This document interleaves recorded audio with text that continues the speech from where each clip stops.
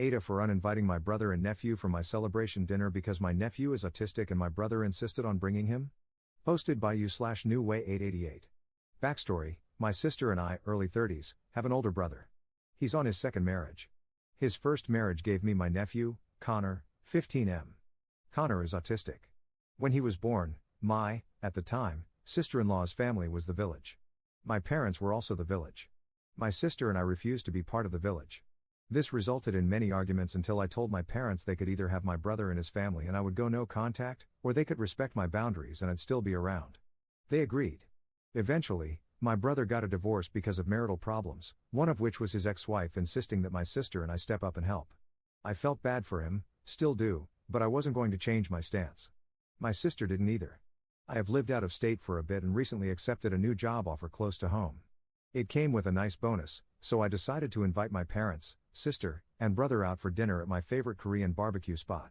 My parents confirmed that it wasn't my brother's week with my nephew, so all was well and good. About a week before I got back home, my brother called and said his ex had something come up and that he had Connor the upcoming week, and his current wife was going to be out of town with her sisters. I said no worries and asked if he wanted to call his regular babysitter for Connor and I'd cover it for our dinner night. He said no, he wanted to bring Connor to the dinner and asked if we could change the venue because Connor gets overstimulated. I said no. This was my dinner, I'm paying for it, I'm going to my favorite place. He said, "You know your nephew really can't handle a place like that." I said yes, I know. That's why I'm offering to cover paying for a babysitter for that night. He argued that he'll just bring Connor with him. I said he's welcome to do that, but then I'm not going, so it'll just be him and our parents. He told me that was messed up, that if Connor gets overstimulated, he'll just take him and go outside until he calms down. I reminded him that the last time we went to a KBBQ place, Connor had a meltdown and they had to leave. My parents always feel bad for Connor, so they'll usually leave and go to my brother's house to help. I said I didn't want that happening. I wanted to have a nice dinner without having to worry about that. He told me to go FCK myself and hung up. We went to dinner, my sister, my parents, and I. My brother did not show up. It was a nice dinner. My parents enjoyed it too, but they said they wished my brother had come. I agreed. They then said they wished my nephew had come too. I did not agree. I said it would have likely resulted in my brother leaving after maybe 30 to 40 minutes of being there, and they would have followed him too. They agreed but said I should have let him come anyway and just deal with it. I said that sounds like a good reason for me not to do that, and we didn't talk much that night after that. Was I the jerk here? Top/relevant comments. Additional info from Op. I've babysat Connor before, even now, I will watch him for a few hours if my brother has to do something. I don't watch him all day or overnight, though. It's not his fault, and he is in no way a bad kid. However, I had to set boundaries because my parents and brother, mostly his ex-wife, would take a mile if you gave them an inch. They wanted my sister and me to stay local after high school so we could help with babysitting, and I was not about to do that. I did see both of them before I left, since I wanted to, but I did not apologize for wanting to eat at my favorite spot and have it done my way for just one night. Whenever my brother wants to have dinner, we basically go to the same local spot because it's quiet and doesn't upset my nephew, and it's his fixation when it comes to food. That's perfectly fine, and I go to those dinners, but for my dinner, I wanted it somewhere I enjoyed. Commenter. Not the jerk, can't believe they expected you and your sister to limit yourselves and stay near them to raise their child. That's some entitled crap. Op's response. I did sometimes feel bad, because my ex-sister-in-law's family really stepped up and helped, and my parents did too.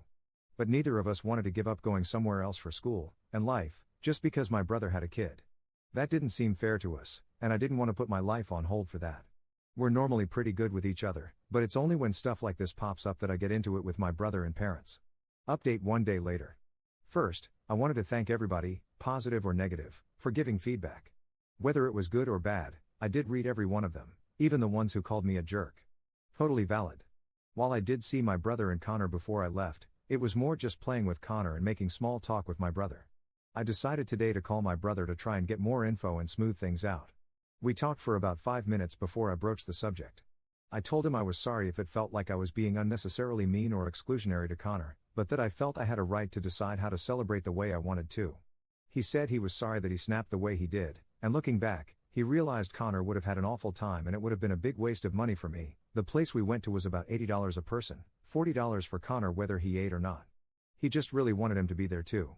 I told him going forward, for things like my birthday, I would be more than happy to have lunch as a family with Connor somewhere he likes so he can have a good time, then go to dinner somewhere I want to eat and I'd pay for a babysitter, or his mom, my brother's ex, could watch him. He asked if Connor would be welcome at the dinner too, and I said I didn't think so because I still planned to have KBBQ/hot pot/sushi/fine dining, and Connor doesn't do well in those environments, light/sound/smell/atmosphere. Which is why I brought up having lunch the day of or beforehand, so we can all celebrate and it be okay for him. But I was still standing firm that for my birthday, or something like another promotion, I wanted to go somewhere that I enjoyed without having to worry. I brought up that when he took us out to lunch, once a month before I moved, he picked, or my parents picked, and they always catered to Connor. I had no problems with that and attended almost all of them. This time, I wanted something for myself. He wasn't over the moon about it, but said it sounded good and thinks Connor would enjoy it too. He also looked into getting him sunglasses, as one of you suggested, for bright/overly stimulating environments. He then had a question for me, which I knew was going to be asked at some point. Now that I'm closer to home, he asked if I was going to be more involved as an uncle. I said yes, but not in the way he probably wants. I said I'd be more than happy to go over to his house and hang out with him, his wife, and Connor, and bring food Connor likes, as well as babysit once or twice a month so he and his wife could go see a movie or have dinner together. But I wasn't going to be an on-call babysitter like my parents are. Several times he's dropped Connor off at their house for a week or weekend with little notice because he and his wife wanted to go on a spontaneous vacation. I told him that was not going to happen with me, especially since I'm in the process of adopting a cat, and he and Connor are allergic. I wasn't allowed to have a cat while I lived in my parents' house, which was fine, it's their house, and it wasn't fair to my brother and Connor who were over super often. So him getting dropped at my new place is out of the question. He thankfully didn't press the topic and said it's okay, Mom and Dad don't mind, and that he missed hanging out with me and was happy that I could be around Connor more. So, everything worked out as well as I could have hoped. I'm excited to move back home in a few weeks, and thank you all again for the advice and criticism. Second update 7 months later. Hi. Me again. Was hoping I wouldn't have to post here again, but, well, life had other plans. I, 31M, moved back to LA from Texas for a new job. My parents live here, as do my brother, 40M, his wife, and my nephew Connor, 16M. Connor is autistic, and while he's made a lot of progress since he was 10, he still struggles with a lot of things. He is nonverbal, stims often, and frequently has meltdowns. My brother, his wife, his ex-wife, and my parents are the only ones really able to calm him down. I regularly watch him once or twice a month so my brother and his wife can go see a movie or hang out. I do not watch him overnight or for several days consecutively, and it's always at their house. After our argument last time, my brother and I have been on pretty good terms. He hasn't really pushed boundaries about babysitting, and we've mended our relationship quite a bit. However, something came up recently that has us on rocky terms. My brother recently got news that he was selected to attend a conference out of the country. The company is putting him up in a hotel for 10 days, and while they won't pay for his wife to go, they have no problem if he pays for her airfare and everything and she stays in the room with him. I'm very happy my brother got this opportunity. The issue is childcare. The conference happens to align with the week my parents and sister are going to NYC to celebrate my sister's birthday. Nothing is refundable, and my parents promised my sister over a year ago they'd do this. His ex-wife, Connor's biological mother, will also be out of town for work. So that leaves me. When he called me up to explain everything and ask, I told him no. However, I listed reasons why I wouldn't do it. 1. I live about 90 minutes away. Distance-wise, not that far, but LA traffic makes a lot of things more difficult than they should be. I don't mind making the drive once or twice a month when I'm watching him, but I do not want to make it 10 days in a row. Connor cannot come to my place because I have a cat and he is allergic, as well as me having things around the house that are fragile. I do not work from home, and Connor would still be in school, so I would likely have to take PTO to do it logistically. 2. The longest I've watched Connor was about 6 hours. He had a meltdown near the end that I was unable to calm him down from, and it was only my brother and his wife getting back 20 minutes later that saved me. I cannot picture myself doing it for 10 days straight. 3. This one might sound really selfish, but I don't want to set a precedent. If I watch him overnight even once, I know my brother and his wife would push it on me again. I don't want that to be a thing. I'm happy with our arrangement of me watching him once or twice a month and hanging out with him with my brother and our parents. That being said, I would not hesitate to watch him during an emergency. But that is a totally different story. I explained all this to him. He wasn't happy. He went off on me about how he thought me being back would mean he could rely on me for this. I have said before, I am not an on-call babysitter, and his wife would really like to go on this trip. I said I'm sorry, but I'm not doing this. I said I would be happy to go and help her on the weekend he's not there and hang out with Connor to give her a break, but I'm not going to risk my own mental health for 10 days and use 8 days of PTO to watch him for a non-emergency. He had a few choice words for me and hung up. He got my parents involved in the family group chat, and they surprisingly were on my side. They said it would be a really nice gesture if I did it, but reminded him that I've never watched Connor overnight and his wife doesn't have to go on this trip. He hasn't really talked to me since. I feel bad for his wife not being able to go, but I also don't trust myself to be able to handle Connor for 10 days. Top/relevant comments. Commenter. Connor has 3 parents, your brother, his bio mom, and your brother's wife. They are the people who have primary responsibility to take care of Connor. That all 3 of them want to go off for 10 days at the same time and none of them want to stay with the kid makes them the jerks. It's their responsibility to ensure that one of them is there to look after their child. It's wild that after all these years of you saying no, your brother keeps pulling these stunts on you. You set your boundaries way back when you were in high school about not being a co-parent or an on-call babysitting service. What are they still not understanding about your consistent no? Ops response. His bio mom will only be gone 7 days, but it's also not during her custody time, and she let him know months in advance. I think he thought I'd flounder, and that maybe being around Connor more often would soften me up. He was sort of right. I do enjoy spending time with Connor more now than I did when I was younger, but I'm not willing to give up my freedom and personal goals to regularly be called upon to be a babysitter. I quite like my arrangement. Commenter 2. Is it possible for your brother to take Connor with him? Ops response. Taking him isn't an option. His bio mom will not allow him out of the country, per their custody rules, and the last time he went on a 45-minute plane ride to San Fran, my brother described it as the longest 45 minutes of his life. I cannot imagine what a 10+ hour plane ride would be like. Commenter 3. Well, someone between your brother and his ex-wife has to figure out the child care plan for their son. Ops response. I agree. If I had to guess, his wife is going to stay home. He's going on the trip, and his ex is going on hers, so that leaves his wife to stay home. Which she obviously doesn't want to do, but it's not going to be me. Third update 6 days later. First, thank you to everyone who provided advice. I really appreciate it, and it helped to know that I wasn't out of line. I messaged my brother.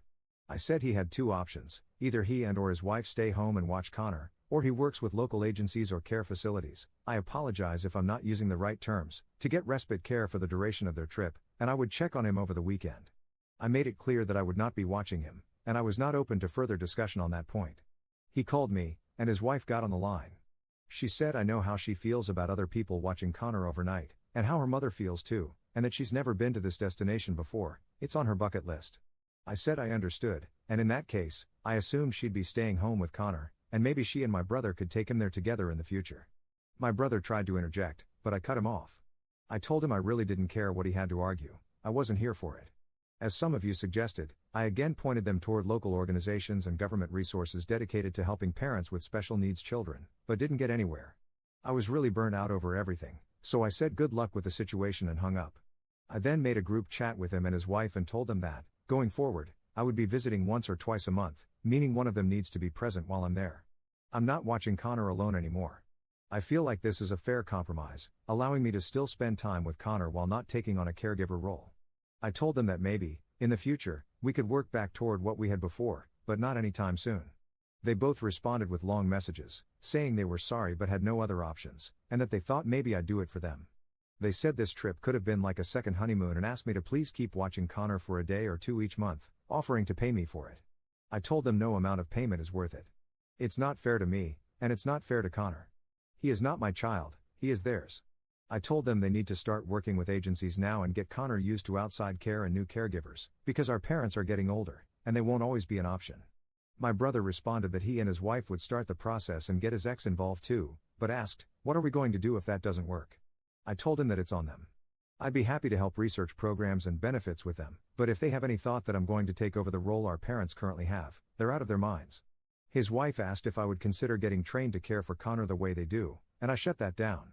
I said I'm happy to be the fun uncle who drops by to hang out, but I value my independence and I'm not going to compromise that. Eventually, they both just gave me thumbs up emojis. His wife said she would stay home with Connor and not go on the trip, and that they'd see me in 2 weeks to hang out. We'll see what happens then, but at the very least, I'm not on the hook for watching him, and someone who can calm him will be with him. I'll continue encouraging them to expand their support circle and explore more resources and programs for Connor. I think doing so would greatly improve the quality of life for all of them, and help prevent situations like this from happening again. Top/relevant comments. Commenter. The math here is so important, though. Connor is 16, and Op is 31. That means he was 15 when Connor was born, and both Op and his sister had to actively refuse to be part of the village, including sacrificing their futures to stay local to care for the kid. Reading between the lines, it sounds like the brother and his ex tried very hard to parentify the younger siblings, which is part of why Op is so firm on his boundaries now. Commenter 2. I don't think this is over. I believe they think they can eventually wear you down. I think you need to be prepared to call the police if your brother and his wife manage, at some point, to take off and leave you alone with your nephew. And if they continue to push this with you, I think you need to let them know that if the above scenario occurs, you will be calling the police for abandonment. Op's response. I've made it somewhat clear that if they keep this up, I'll join my sister in going basically low contact / no contact. I'd feel bad not talking to my brother or seeing Connor, but it really wouldn't be worth it if they keep trying this. Commenter 3. Has your brother and his family made any plans for your nephew's long-term care? What happens as they age, or die, and can no longer care for him? Op's response. They are working on that, but they're still in the we can handle him stage, despite situations like this clearly showing they can't. Op responding to a commenter telling him to be more compassionate toward his brother's family. I respect your opinion and think you're doing a fantastic job on your end, but I have no plans to be trained in how to care for him or be part of the village. That is why I left for college years ago.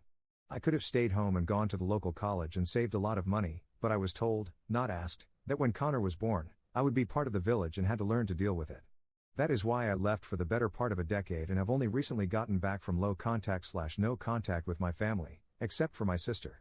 Fourth update 3 weeks later. Once again, thank you for all the comments and advice. They are all greatly appreciated. I went to hang out with my brother, sister-in-law. I realized it was strange to call her my brother's wife the whole time, and Connor over at their house. My brother ordered pizza and he played with Connor while my sister-in-law and I hung out in the living room. My sister-in-law, surprisingly, apologized. She said she was very sorry for the way she was acting. She told me how, coming from the Midwest and her family, she's an only child, she was very used to seeing aunts and uncles take her and her cousins for a few days or weeks when parents had to do something. That they'd do sleepovers and the like, and always had parties at a different relative's house pretty regularly. She thought that based on her friends and how their families did roughly the same thing, that it was very commonplace. She did not expect me or my sister to rebuff that kind of relationship and be so against it. She said she understands now she was trying to force what she thought was normal, and she'll do her best to respect my wishes going forward. I thanked her for that. My brother came in with Connor, and while Connor was playing close by, my brother said he and my sister-in-law planned to go to therapy to come to terms with Connor getting older and to start planning for the future. He said it was stupid to think our parents would be around forever, much as we both wish that. He's hoping in a few months they, my sister-in-law and Connor's bio mom, will be comfortable enough to start leaving him overnight at respite care and with individuals trained to handle kids like Connor. My sister-in-law joked that she hoped that in a few years, maybe they could all go to the destination my brother was going to. I was happy to hear that. I told them I am really happy they are moving forward, but I also wanted to lay out some things I want them to know. I'd be happy to go with them to check out care facilities and assisted living, I believe that is the term, facilities that Connor may go to when the inevitable happens. I'd be happy to, if something horrendous happens, make sure that their assets and savings are used to take care of Connor and his needs. I'd visit Connor at said facilities when he's there. I would not take on any kind of caretaker role now or ever. That is not something I want to do. If they ever try what they tried recently or attempted to broach the subject again, I would go low contact / no contact. I said this more politely than I wrote it, but that was the gist of it. I will accept being called a jerk for this, but I took some of your advice and spelled it out for them in case they weren't getting the message. I would never let Connor end up on the street, but I also would not let him live with me and I would never be his guardian / adopt him. I would make sure he is with people who can handle and care for him the right way. Both of them took it pretty well, and were happy to know that I would make sure that I'd execute their wills correctly if it came down to it. My brother apologized again about the last argument. I told him I accepted his apology, but, politely, to never ask me to do that again. I reminded him that his dream was to be a dad and have a family. My dream was to travel the world. I am going to start doing that soon, probably week-long trips at most, but I wasn't going to ever sacrifice my happiness and youth to be a caretaker. I love Connor, but he's my nephew, not my child. And that I love him, my brother, too, but there are certain things I draw the line at. We hugged it out and had a good rest of the night. So that's that. I am really hoping that they keep to their word. I am so emotionally drained from all this that I honestly don't think I could stand another situation like what happened prior. But here's to baby steps and small victories. Top/relevant comments. Commenter. The sister-in-law comparing hanging out with aunts and uncles sometimes when she was a kid to having someone take care of her extremely high-needs kid was hilarious to me. Commenter 2. Sometimes caring for people means doing what is best and not what feels best. I'm glad this lesson made its way to the parents in the end.